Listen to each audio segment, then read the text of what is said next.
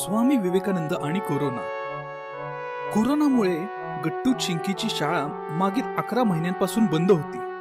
पण कोरोनाचा प्रभाव कमी होत आहे हे पाहून शाळा सुरू करण्याचा निर्णय घेण्यात आला. सर्व वर्गामध्ये सॅनिटायझर फवारले गेले आणि शिक्षकांना देखील स्पेशल ट्रेनिंग देण्यात आली. दुसरीकडे शाळा सुरू होत आहे ही बातमी ऐकून गट्टू चिंकीची संपूर्ण सोसायटी चिंतेत पडली होती. पालकांना आपल्या मुलांची काळजी वाटत होती. गट्टू चिंकीचे पप्पा, उद्या तुम्ही तुमच्या मुलांना शाळेत पाठवणार आहात का? हो, पाठवावे तर लागेल, कारण ऑनलाईन क्लासमध्ये मुलांचा अभ्यास नीट होत नाहीये. शाळेत जातील तर व्यवस्थितपणे अभ्यास करतील. काहीच फायदा होणार नाही. इतक्या दिवसांचा गॅप पडला आहे आणि आता एकदम अभ्यासाचे प्रेशर मुलांना सहन होणार नाही. दुसरीकडे गट्टू चिंकी सुद्धा घाबरले होते. त्यांना शाळेत जायचे नव्हते. आम्ही नाही जाणार शाळेत, तिथे कोरोना आहे. बाळांनो, तुमचे फ्रेंड्स पण येणार आहेत. कोणीच येणार नाहीये. मी कॉल केला होता. राजू, गुड्डी, समीर कोणालाच शाळेत यायचं नाहीये. आम्ही पण नाही जाणार. असे बोलून गट्टू चिंकी रडू लागली आणि मम्मी पप्पा काळजीत पडले. 12 जानेवारीचा दिवस उघडला. मोठ्या मुश्किलीने मम्मीने गट्टू चिंकीला शाळेत जाण्यासाठी तयार केले आणि पप्पांसोबत शाळेत पाठवले. पप्पा शाळेसमोर येताच वॉचमनने त्यांना अडवले. सर, कोरोनामुळे पालकांना आज जायची परवानगी नाही आहे. प्लीज तुम्ही आता इथूनच परत जा आणि संध्याकाळी इथेच येऊन वाट पहा. आपली मुले आपल्यापर्यंत आणली जातील. वॉचमनचे बोलणे ऐकून पप्पा पाठी वळले आणि त्यांना जाताना पाहून गट्टू चिंकी जोर जोराने रडू लागले. मुलांनो, आत चला, घाबरू नका. मिश्रा सर वर्गात तुमची वाट पाहत आहेत.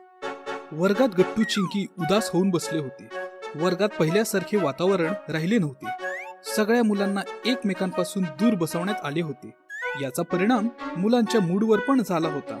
मिश्रा सर शिकवत होते. शिकवता शिकवता ते अचानक थांबले आणि मुलांचे उदास चेहरे पाहून त्यांना वाईट वाटले. मला माहित आहे की तुम्हाला सर्वांना भीती वाटत आहे. आता शिकवणे योग्य नाही. आपण गप्पा मारूया, म्हणजे तुमची चिंता थोडी कमी होईल. गट्टू, तू सांग, काय प्रॉब्लेम आहे? सर, सगळे लोक म्हणत आहेत की शाळा आता पहिल्यासारखी राहिली नाही. तुम्ही शिकवलं तरी आम्हाला काही कळणार नाही. एवढ्या दिवसांच्या सुट्टीनंतर अचानक अभ्यास करावा लागला तर आमच्यावर प्रेशर येईल. सर, कोरोना अजून संपला नाही. आमचे कोणतेच मित्रमैत्रीण शाळेत आले नाहीत. आम्हाला देखील जबरदस्तीने पाठवलंय. गट्टू चिंकीचे बोलणे ऐकून मिश्रा सर म्हणाले, आता लक्षात आले, तुम्ही सर्वजण घाबरले आहात. तुमची भीती दूर करण्यासाठी मी तुम्हाला एका अशा महान व्यक्तीची कथा सांगणार आहे जे आयुष्यात कोणत्याही गोष्टीला घाबरले नाहीत. आपल्या ध्येयाशी एकनिष्ठ राहिले आणि संपूर्ण जगात महान बनले. कोणी सांगू शकेल की हा महापुरुष कोण आहे? मला माहित आहे की ते महापुरुष कोण आहे. ते आहेत स्वामी विवेकानंद. अगदी बरोबर गट्टू. स्वामी विवेकानंदांची कथा आणि त्यांचे विचार आज आपल्यालाच नाही तर संपूर्ण जगाला या कोरोनाच्या दलदलीतून बाहेर काढण्याची प्रेरणा देऊ शकतात. सर, सांगा ना त्यांची कहाणी. पायी यात्रा करत असताना एकदा स्वामी विवेकानंद जंगलातून जात होते. तेव्हा काही माकडे त्यांचा पाठलाग करू लागले. स्वामीजी घाबरले आणि जोरात धावू लागले. माकडे सुद्धा त्यांच्या पाठी धावू लागली. स्वामीजी पुढे आणि माकडे त्यांच्या पाठी. अशा प्रकारे पळत पळत स्वामीजी खूप दूरवर आले. मग काय झालं? माकडांनी स्वामीजींचा पाठलाग करणं सोडून दिलं का? नाही, माकडांनी त्यांचा पाठलाग करणे थांबवले नाही.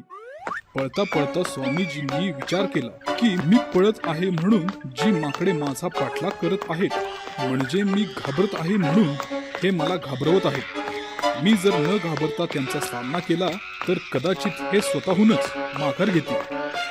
मुलांनो, स्वामीजी पळता पळता थांबले. त्यांनी एक काठी घेतली आणि मोठ्या हिमतीने तसेच उभे राहिले आणि आश्चर्य झाले. माकडे सुद्धा थांबली आणि काठी पाहून पळून गेली. अशा प्रकारे स्वामीजींनी मोठ्या हिमतीने संकटाचा सामना केला आणि ते यशस्वी झाले. ह्या गोष्टीमधून आपण काय शिकलात? चिंकी उभी राहून सांगू लागली.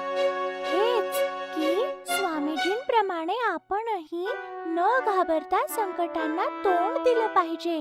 कोरोना आपल्या समोर एक संकट म्हणून उभा आहे, पण आपण त्याला घाबरलं नाही पाहिजे.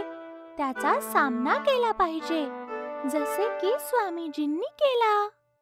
आपण जेवढे घाबरू तेवढाच कोरोना आपल्याला घाबरवेल. आपला उद्देश शिक्षण आहे. आपण न घाबरता सावधानी बाळगून आमच्या शिक्षणावर फोकस केला तर आपण आपले लक्ष्य नक्कीच प्राप्त करू. कारण स्वामीजींनी म्हटले आहे, उठा, जागे व्हा आणि जोपर्यंत लक्ष्य प्राप्त होत नाही तोपर्यंत थांबू नका. तर मग सांगा, तुम्ही कोरोनाला घाबरणार आहात का? नाही. तुम्ही दररोज शाळेत येणार का आणि आपल्या मित्रांना देखील शाळेत आणणार का? होय. अशा प्रकारे स्वामी विवेकानंदांची गोष्ट ऐकून गट्टू, चिंकी आणि इतर सर्व मुलांना धैर्य मिळाले आणि कोरोनाचा सामना करण्याची शक्ती देखील. खरा अभ्यास. टिंकू आणि रिंकी दोघंही जुळे भाऊ बहीण होते. एकाच शाळेत, एकाच वर्गात शिकत होते. दोघंही अभ्यासात हुशार होते, पण टिंकू नेहमीच जास्त मार्क मिळवायचा.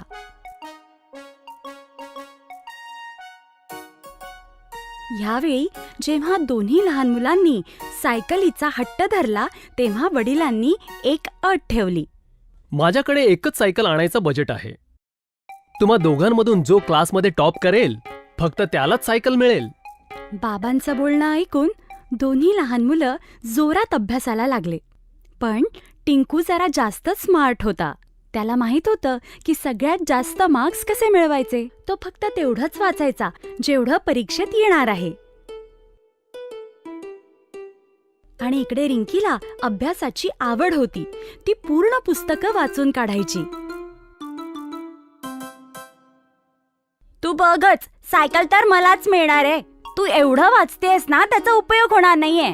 एक्झाम मध्ये हे सगळं येणार नाहीये. तुला कसं माहिती? अगं, हे बघ, मागल्या 3 वर्षांचे क्वेश्चन पेपर्स दिलेत मला ट्युशनच्या सरांनी. नेहमी यातूनच क्वेश्चन्स रिपीट होतात. ठीक आहे, पण मला नाही घ्यायचा कोणता शॉर्टकट.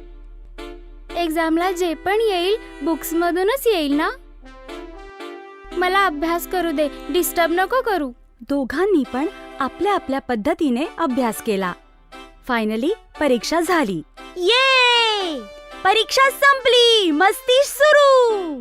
काही दिवसातच रिझल्ट जाहीर झाला आणि तेच झालं जसं नेहमी व्हायचं. टिंकूने टॉप केलं आणि रिंकी सेकंड आली. ये, आता मला सायकल मिळणार. हुर्रे! टिंकूला सायकल मिळाली. तो खूप खुश झाला. हे घ्या, पण लक्षात ठेवा ही तुमच्या दोघांची सायकल आहे. रिंकीला पण चालवू दे हा. पण टिंकू आता कोणाचं ऐकणार होता. तो तर सायकल घेऊन फरार झाला. त्याच दिवशी संध्याकाळी टिंकू आणि रिंकीचा रिझल्ट चांगला लागल्याने सगळं कुटुंब बाहेर जेवायला गेलं. जेवण झाल्यावर हॉटेलमधून बाहेर पडत असताना अचानक 2 लोक त्यांच्या समोर माईक आणि कॅमेरा घेऊन समोर उभे राहिले. आम्ही लोक G1 सायकलचं प्रमोशन करत आहोत. मुलांसाठी एक छोटासा क्विज आहे.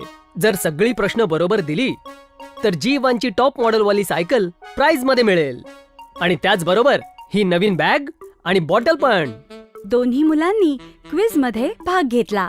क्विज मध्ये जे प्रश्न होते ते सगळे त्यांच्या पुस्तकातलेच होते, पण एक्झाम पेपर्स पेक्षा अगदीच वेगळे. रिंकीने पुस्तकं अगदी नीट वाचली होती, त्यामुळे तिने अगदी थोड्याच वेळात सगळ्या प्रश्नांची उत्तरं लिहिली. हे घ्या अंकल, मी सगळे क्वेश्चन सोडवले.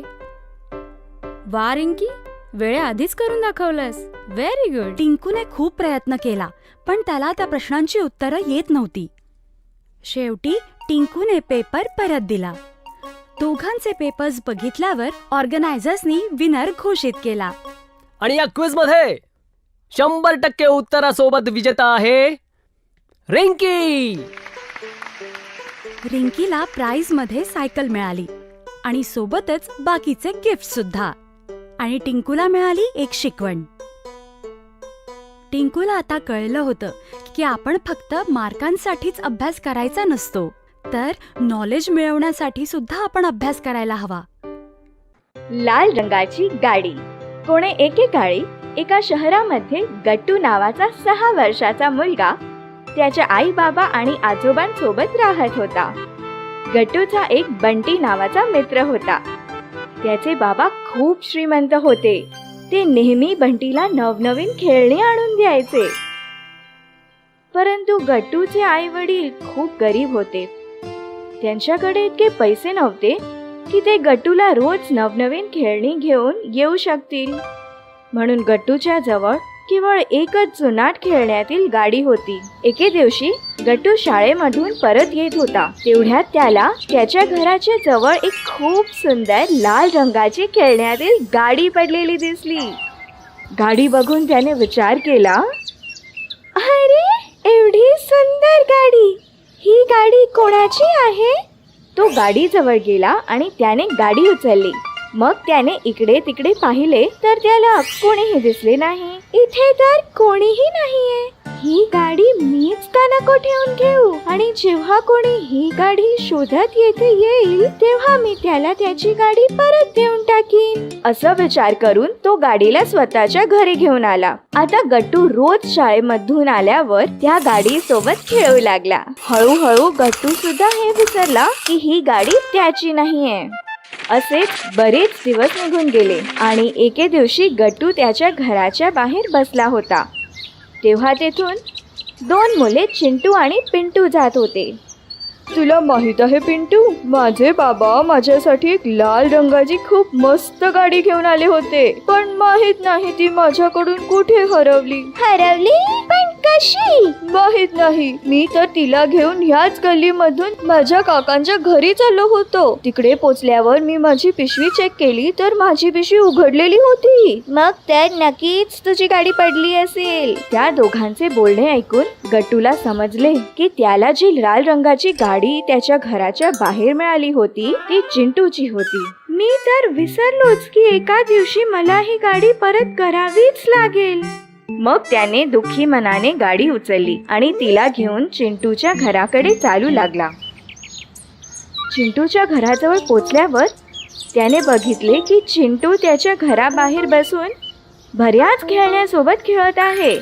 हे बघून तो बोलला, अरे ह्या चिंटूकडे तर इतक्या मस्त मस्त गाड्या आहेत आणि माझ्याकडे केवळ एकच गाडी आहे आणि ती पण इतकी जुनी. जर मी ह्याला ही लाल गाडी दिली नाही तरीही ह्याला काहीही फरक पडणार नाही, म्हणून ही लाल गाडी मीच ठेवून घेतो. असा विचार करून तो त्या गाडीला परत त्याच्या घरी घेऊन आला. त्याच दिवशी संध्याकाळी त्याचे आजोबा नेहमीप्रमाणे त्याच्याकडून शाळेचा होमवर्क करून घेत होते. हाव करणे वाईट आहे. गट्टू, तुला माहिती आहे का हाव काय असते? नाही आजोबा. हाव म्हणजे कोण्या दुसऱ्याच्या गोष्टीला आपली गोष्ट समजणे. पण आजोबा, जर आपल्याला एखादी गोष्ट आवडली आणि आपल्याला वाटत असेल की ती गोष्ट आपली व्हावी तर त्यामध्ये वाईट काय आहे? वाईट ती गोष्ट मिळवण्याचा मार्ग असते. ते कसे काय? ते असे की सगळ्यात आधी आपल्याला मनामध्ये हाव सुटते, मग ती हाव पूर्ण करण्यासाठी आपण वाईट मार्गांचा अवलंब करतो, जसे की चोरी, आणि मग त्या लहानशा हवेमुळे आपण चोर बनतो. आणि कारण की सर्व वाईट गोष्टींची सुरुवात कुठे ना कुठेतरी हवेपासूनच होते, म्हणून हाव सर्व वाईट गोष्टींमध्ये सर्वात वाईट आहे. आजोबा बरोबर बोलत आहेत. हवेमुळेच मी चिंटूची गाडी माझ्याकडेच ठेवून घेतली आणि मी चोर बनलो. असा विचार करून तो लगेच गाडी घेऊन चिंटूच्या घरी गेला आणि त्याने गाडी चिंटूला परत केली. अशा प्रकारे आजोबांच्या बोलण्यामुळे चिंटूला हाव म्हणजे काय ते समजले आणि मग त्याने परत कधीही हाव ठेवून कोणतेही चुकीचे काम केले नाही.